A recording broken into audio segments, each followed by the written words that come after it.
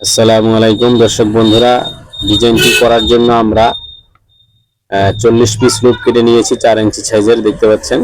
লুপগুলো কাপড় দিয়ে সেলাই করে উল্টানো যে লুপটি, সেই লুপ।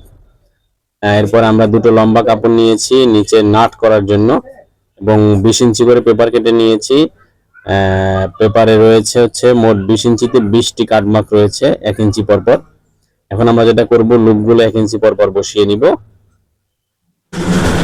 সিরিয়াল মতো ভাবে পুরোটা 1 ইঞ্চি করে করে লুপগুলো বসিয়ে নিতে হবে। 4 ইঞ্চি করে লুপগুলো কেটেছি। প্রথমত সোজা সোজা করে বসিয়ে নিব। সোজা সোজা করে বসিয়ে নিয়ে পুরো জায়গাটা বসিয়ে ফেলতে হবে। এই যে পুরো জায়গাটা প্রায় বসানো হয়ে গেল আমাদের। এরপর সেকেন্ড কাজ, প্রথমে পুরোপুরি বসিয়ে নিতে হবে। এরপরে দ্বিতীয় কাজ একটি লুপের নিচ থেকে, এই যে এই লুপের নিচ থেকে এই লুপটা আনতে হবে, এই যে, যাতে এটা একটু দেখতে একটু জাল বোনার মতো মনে হয় বা পেঁচানো মনে হয়। এই সামনের লুপটাকে জাগিয়ে পিছনের লুপের নিচ থেকে নিয়ে আসতে হবে। দেখতেই পাচ্ছেন কি ক্রাইটেরিয়া নিয়ে আসতেছি। এভাবে করে এই পাশের লুপটার পাশ থেকে বসাতে হবে। এই যে পুরো কাজটাকেই কিন্তু একই ভাবে করতেছি, এই সাইড থেকে দেখাচ্ছি ক্লিয়ারলি। এভাবে করে পুরো লুপটা বসিয়ে নিতে হবে। তাহলে ডিজাইনের যে মূল ধারাপাত সেটা কিন্তু হয়ে যাচ্ছে। খেয়াল রাখতে হবে যেন ছন্দ যেন মিস না হয়, অর্থাৎ সামনের লুপটার নিচ থেকে নিয়ে আসতে হবে। এই ছন্দে যেন পতন না ঘটে, তেমন এই জিনিসটা দেখতে একই রকমের মনে হবে এবং গর্জিয়াস দেখা যাবে। এভাবে করে পুরো পেপার কাটিংটা বসিয়ে নিয়ে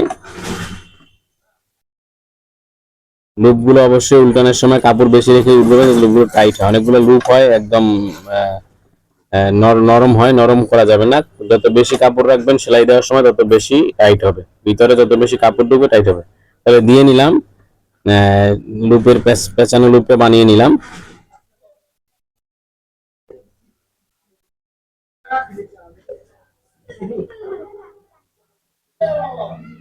এখন সুন্দর মতো করে পেপারটা উপরে রেখে ভাও পাটে বসিয়ে নিয়ে আবার তার উপরে ওই যে কাপড়টা যেটা নিয়েছিলাম বললাম যে নাট করার জন্য, সেই কাপড়টা দিয়ে নিলাম।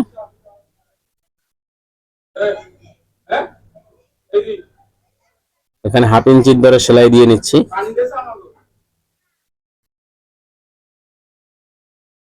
হাফ ইঞ্চির ধরে সেলাই দেওয়ার পরে জিনিসটা অ্যাকুরেট জায়গায় চলে আসবে। কিছুক্ষণের মধ্যেই দেখতে পারবেন দর্শক বন্ধুরা।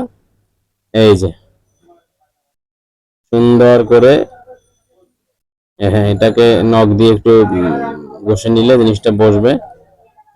বসার পরে এই যে চাপ সেলাই দিয়ে দিবেন, সুন্দর মতো করে চাপ সেলাই দিয়ে দিচ্ছি। ডিজাইনটা অনেকটা দৃশ্যমান হয়ে গেছে দর্শক বন্ধুরা, দেখতেই পাচ্ছেন।